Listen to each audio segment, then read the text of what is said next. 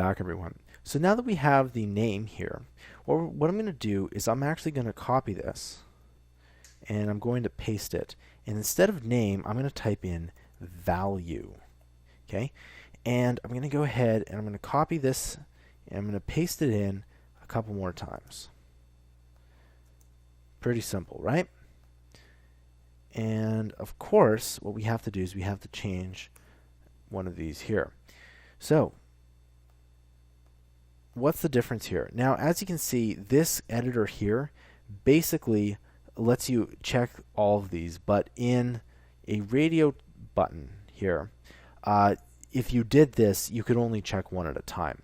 So that's actually kind of important. And for some reason, it just has to do with this one editor here.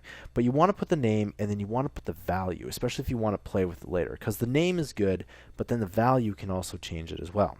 Okay? I'll see you guys in the next tutorial.